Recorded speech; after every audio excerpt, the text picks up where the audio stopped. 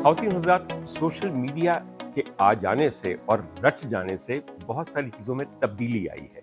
अगर तब्दीली आई है, तो फिर उन तब्दीलियों को सहारा देने के लिए बहुत सारी एसओपीज़ होनी चाहिए, अखलाकी अक़दार होनी चाहिए, प्रिंसिपल्स होने चाहिए, असूल होने चाहिए।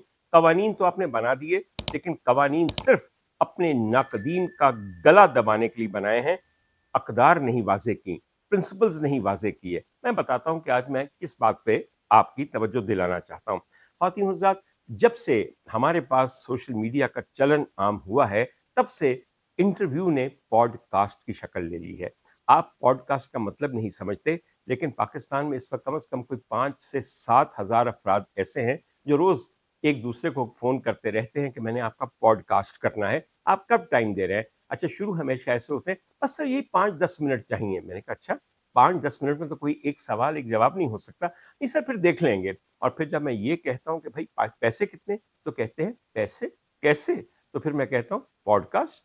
बढ़ गई, समझ आई मेरी गलती? एनीवे, ख़वातीन हज़रात, जो मैं बात आपके सामने रखना चाहता हूँ और जिस चीज़ ने मुझे ये सब कुछ आपके सामने कहने पे मजबूर किया है, वो ये है कि हमारी एक बड़ी मुमताज़ स्टार हैं, अदाकारा बहुत मशहूर और बरसों से फ़िल्म इंडस्ट्री के लिए काम कर रही हैं, जिनका नाम है मीरा।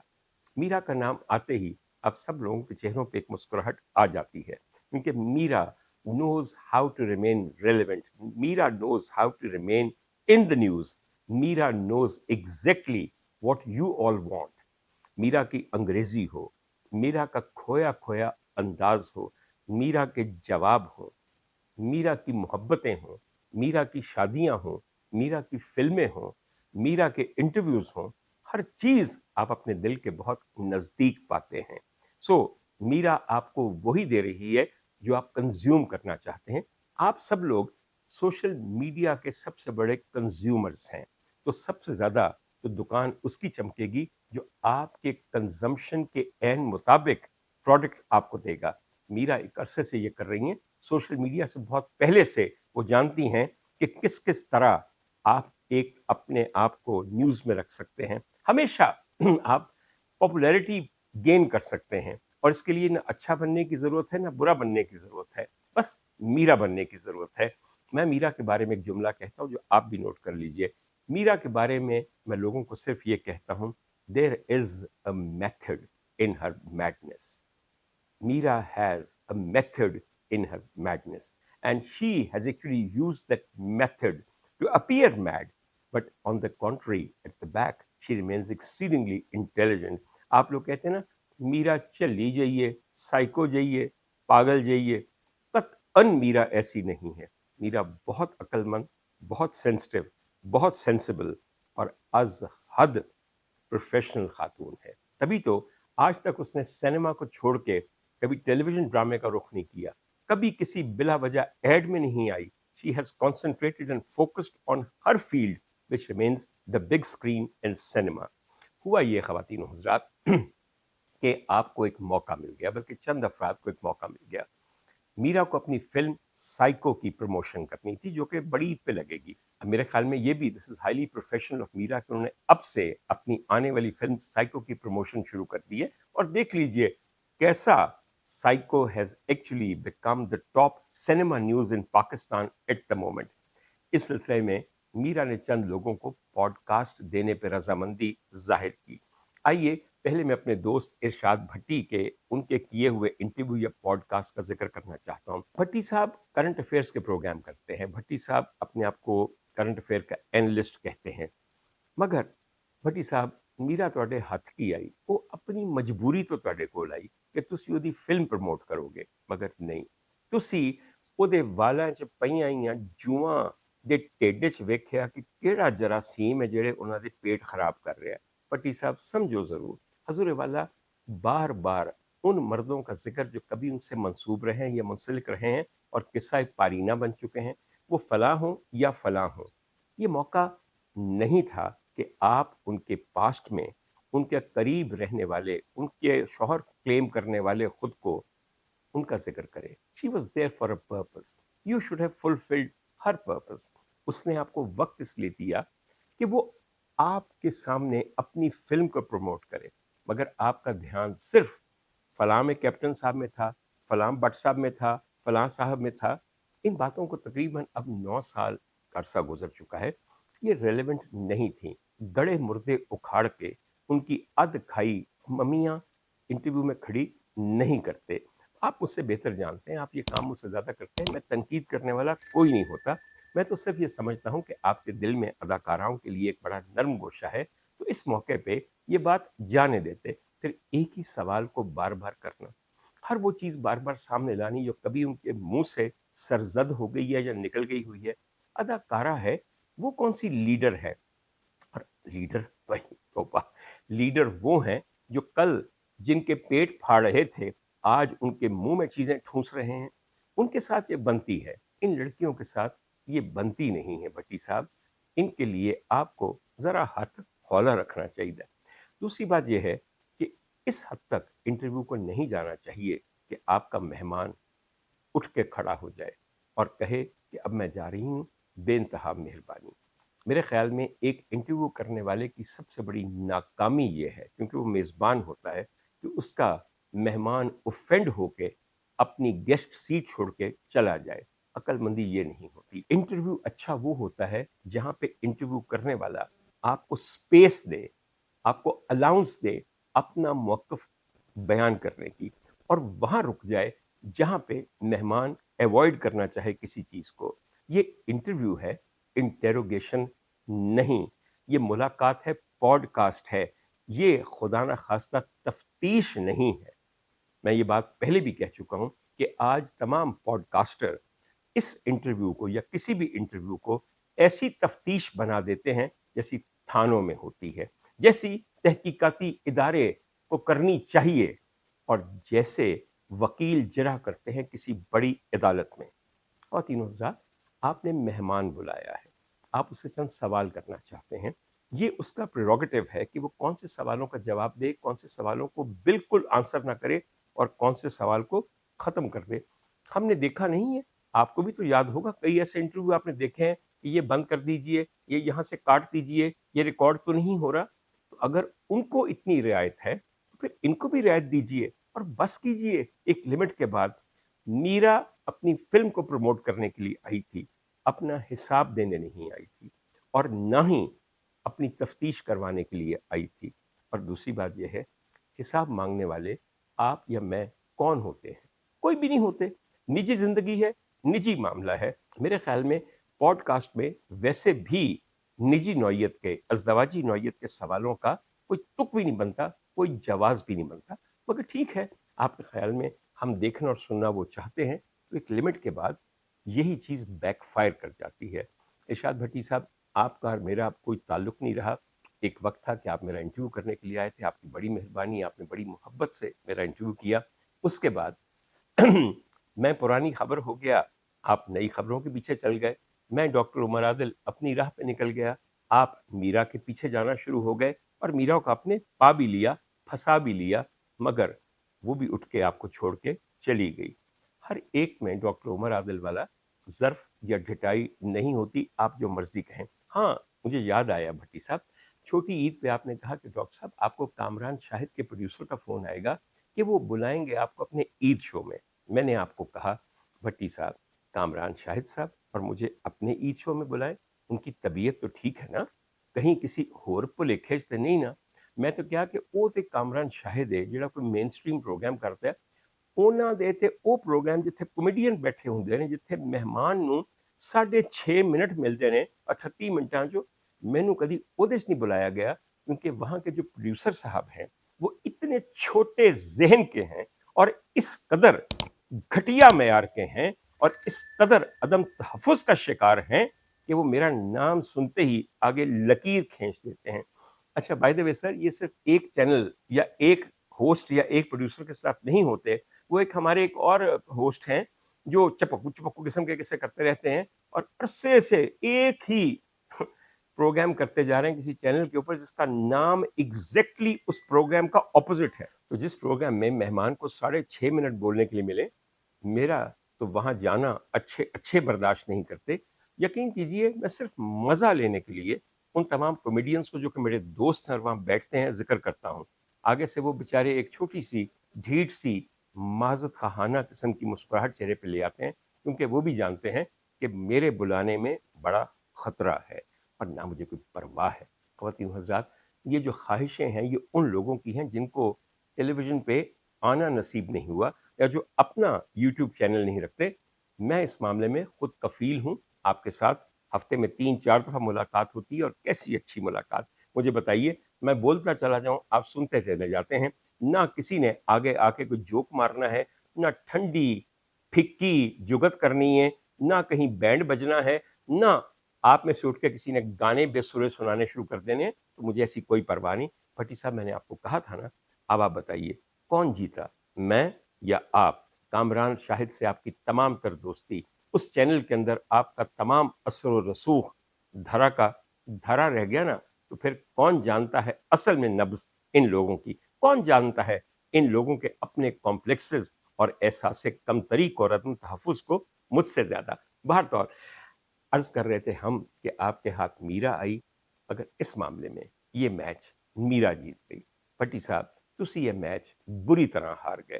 اور اگر تانوں میری گل تے یقین نہیں ہے تو میں تہاڈی توجہ مبذول کروانا وا ان تمام کامنٹس کی طرف جو آپ کے انٹرویو کے نیچے ہیں۔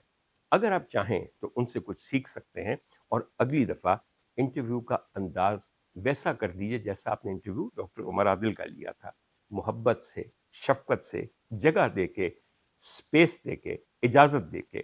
میں ابھی تک اس انٹرویو کا مزہ کبھی کبھی لیتا ہوں، اور آپ سے توقع یہ رکھتا ہوں کہ آئندہ جب کسی اداکارہ کا انٹرویو کریں گے تو ایسے نہیں ہوگا کہ اداکارہ درمیان میں آپ کو اپنے سوالوں کے پلندے کو ہاتھ میں تھامے چھوڑ کے اٹھ کے چلی جائے کہ جو میں نے کہنا تھا میں نے کہہ دیا۔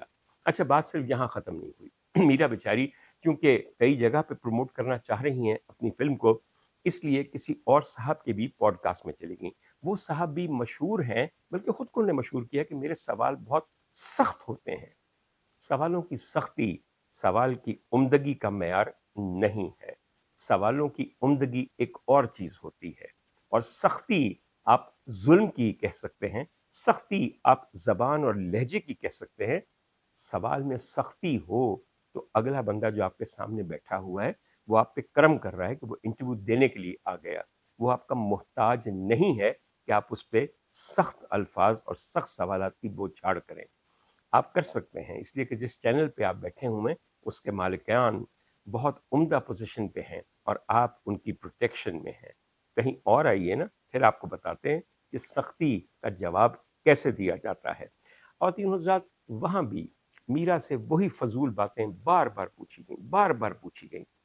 ایک عورت آپ کے پاس ایک مقصد کے تحت آئی ہے، آپ نے اس کی زندگی بھر کا اعمال نامہ کھول لیا ہے۔ یہ کیا ہوا، یہ کب کہا تھا، ہسپتال کون سا بنانا تھا، شفا خانہ کون سا بنانا تھا، دن میں کتنی دفعہ ٹوائلٹ جاتی ہو، کیوں جاتی ہو، اور کیا ہے تمہیں، معدہ کمزور ہے یا کچھ اور ہے؟ بھائی جان، ہمیں صحافتی اقدار کو دوبارہ پڑھنا ہے، مگر صحافتی اقدار تو تب جب آپ صحافت سے کوئی تعلق رکھتے ہوں۔ چلیے کوئی بات نہیں، ہمیں ان اقدار کو تشکیل دینا ہے، واضح کرنا ہے، ان کی ایک شکل پیش کرنی ہے جو کہ ایک پوڈ کاسٹ کے اندر آپ کو گورن کریں، آپ کی گفتگو کو گورن کریں، اس کو سپروائز کریں۔ اگر یہ نہیں ہوگا تو بار بار نقصان صرف انٹرویو لینے والے کا ہوگا، دینے والے کا نہیں۔ میں ابھی بھی بڑا خوش ہوں کہ میری قوم اور یہ سارا بڑا آڈینس جو ہے یہ اتنا روشن ضمیر ہے کہ پہچان جاتا ہے کہ چولاں کون مار رہے ہیں کہ بری الذمہ کون ہو رہے ہیں۔ اور یہ ایک بہت بڑا فیڈ بیک ہے جو میرے خیال میں ہر شخص کو جو کہ سوشل میڈیا پہ بیٹھا ہوا ہے اس کو بتاتا ہے کہ میں نے کہاں اپنی تصحیح کرنی ہے، کہاں اپنی درستی کرنی ہے، کہاں خود کو بہتر کرنا ہے، کہاں سے بچنا ہے، کس طرف جانا ہے۔ کامنٹس کے بغیر کچھ بھی پتہ نہیں چلتا کہ آپ کہاں جا رہے ہیں۔ وہ لوگ جو کہ اپنے آپ کو کامنٹ سے بالا تر سمجھتے ہیں، پھر یقین کیجئے وہ بہت اونچا جا کے بھی ایسی جگہ گرتے ہیں کہ اسے پاتال ہی کہا جا سکتا ہے، اور پاتال بھی ایسا جس میں گندا کیچڑ ہو اور کچھ نہیں ہے۔ میرا do not worry, I try my best to talk about your film Psycho, اس لیے کہ نہ صرف اس میں آپ ہیروئن ہیں بلکہ آپ کی اداکاری کا میں معترف ہوں۔ میں ہمیشہ کہتا ہوں کہ تمام پاکستانی اداکاراؤں میں سے اس وقت صرف 2 خواتین ٹرو ایکٹریسز ہیں، سٹارز نہیں، ایکٹریسز ہیں۔ پہلے نمبر پہ Bibi Saima Noor, she is incomparable. और दूसरे नंबर पे बीबी मीरा। मीरा जो ही कैमरे को फेस करती है वो मीरा नहीं रहती, वो कुछ और बन जाती है। यकीन नहीं आता कि ये वही लड़की है। आपकी डायलॉग डिलीवरी, आपके चेहरे के एक एक मसल का एक एक फेसिकल आपके एक्सप्रेशन को सपोर्ट करता है, उसको कहीं का कहीं पहुंचा देता है। Mira has a face which was made for the 70 mm screen, और वाकईतन ऐसे चेहरे बहुत कम होते हैं। मीरा इस वक्त बहुत सीजनड हैं और मेरे ख्याल में बहुत अच्छी लग रही हैं, पहले से बहुत ज़्यादा फ्रेश लग रही हैं। मैंने कम से कम उनको रिसेंट तस्वीरों में देखा, और कुछ तस्वीर उन्होंने मुझे भेजी हैं जो मैं आपके सामने भी पेश करूंगा। मीरा की फिल्म साइको में जो उनके साथ स्टार हैं, बल्कि जिन्होंने उस फिल्म की कहानी लिखी, स्क्रीन पे लिखा और उसको डायरेक्ट की, वो शान शाहिद है। It's a killing combination, but a killing combination can sometimes kill the project as well. तो ये बड़ा रिस्क है, और मैं भी इंतजार करूंगा कि बड़ी ईद आए जहां बहुत सारे जानवर ज़बह किए जाएंगे, वहां हम ये देखते हैं कहीं ये फिल्म भी ज़बह ना हो जाए फिल्म क्रिटिक्स के हाथों। बाहर तौर I wish them the best. इस फिल्म के फिल्म साज मोहम्मद सुलेमान बट साहब हैं। मैं उनको तो नहीं जानता, मगर मैं वाकई चाहता हूं कि बट साहब टाटा सरमाया, टाटा फाइनेंस ज़ाया ना हुए। कमाल अच्छे लोग हैं इस फिल्म के अंदर। कास्ट के अंदर बड़े सीजन लोग भी हैं। शबीर जान साहब भी हैं, मेरे दोस्त तलत शाह भी हैं, अदनान बट भी हैं, नैयर एजाज साहब भी हैं। और सोचिए, पाकिस्तान में फिल्म बन रही हो और ईद पे रिलीज होनी हो और जावेद शेख साहब ना हो, फिल्म के अंदर डीओपी ना हो, कोई फर्क नहीं पड़ता, फिल्म शूट ना हो, मगर जावेद शेख साहब का होना बहुत जरूरी है, लिहाजा वो भी इस फिल्म में मौजूद है। मेरा फिल्म के नाम के बारे में मैंने एक आध आपको बात कहनी है। आपको शायद पता हो, या अगर नहीं पता तो शान को यकीनन पता होगा, और आप में से भी शायद बहुत सारे लोग जानते हो या ना जानते हो। साइको अंग्रेजी का नाम है एक उर्दू की फिल्म के लिए, और इसी नाम की एक फिल्म 1960 में रिलीज हो चुकी है जिसका नाम साइको था, और जिस नॉवल से वो अडेप्ट की गई थी उसका नाम भी साइको था। मुझे ये फिल्म इसलिए याद है कि ये एक ऐसे हिदायतकार ने बनाई थी जिसे मास्टर ऑफ सस्पेंस कहा जाता है। उनका नाम था एल्फ्रेड हिचकॉक। ये एसेक्स में पैदा हुए थे, इंग्लैंड में। ये कमाल आदमी थे, क्योंकि हॉलीवुड जैसी जगह पे, जहां पे बहुत ज्यादा 470 फिल्में नहीं बनती किसी की, इन्होंने 50 इंतहाई कामयाब फिल्मों को डायरेक्ट किया और कईयों में खुद अदाकारी भी की। एक अजीब व गरीब टेक्निक थी ये खौफ को, यानी कि ऐसी फिल्में जिनको देख के डर आए। आपको पता है ये जॉनरा आसान नहीं होता, इनको हॉरर सिनेमा कहा जाता है। उसको सस्पेंस के साथ मिलाते थे और साथ रोमांस को भी मिलाते थे। इन तीनों चीजों की आमेज़ज से कमाल फिल्में प्रोड्यूस करते थे। 1960 में जब इन्होंने साइको बनाई तो ये भी एक बड़ी मुश्किल फिल्म थी। इस फिल्म के अदाकार जो कि कमाल अदाकारी कर गए, उनमें एक एंथनी पर्किंस थे, एक वेरा माइल्स थी, एक जेनेट ली थी। अपने वक्त के सब बहुत मशहूर अदाकार थे। जिस नॉवल से इसे अडेप्ट किया गया, मैंने बताया कि वो भी इसी नाम का था, और उसके लिखने वाले थे रॉबर्ट ब्लॉक। ये नॉवल इतना कामयाब कभी भी ना होता या इतना ना पढ़ा जाता अगर एल्फ्रेड हिचकॉक अपनी ये फिल्म ना बनाते। एल्फ्रेड हिचकॉक की 50 फिल्मों में से जो मेरी नज़र में सबसे कामयाब फिल्म है उसका नाम है रिबेका। रिबेका ये खातून का नाम है। आप में से शायद या आपके वालिदैन ने रेबेका देखी हो। ये एक ब्लैक एंड वाइट फिल्म है जो तकरीबन 1940 में बनी थी, यानी कि साइको से बहुत पहले। Rebecca black and white film है। ये भी एक नॉवल पे मबनी है। उस नॉवल का नाम भी रेबेका था, और नॉवल की लिखने वाली एक खातून थी जिनका नाम था डेफनी डू मॉरिये। मेरी वालिदा मरहुमा को ये नॉवल बहुत पसंद था, उनको ये फिल्म भी बहुत पसंद थी, और उनकी वजह से मैंने बहुत बचपन में ये फिल्म देखी, बल्कि बारहा देखी, और मैं समझता था फिल्म बहुत अच्छी है। मुझे बहुत बाद में पता चला कि रेबेका वो फिल्म है एल्फ्रेड हिचकॉक की जिसे 11 नॉमिनेशंस फॉर ऑस्कर अवार्ड मिली। 11 नॉमिनेशंस, यानी कि शायद ही कोई शोबा ऐसा बचा हो कि जिसमें रेबेका को नॉमिनेट ना किया गया हो, और इसे best film of the year का ऑस्कर मिला, और ये कोई मजाक नहीं होता। इसके अलावा इस फिल्म की सिनेमेटोग्राफी को भी best film in this category का अवार्ड मिला और ऑस्कर मिला।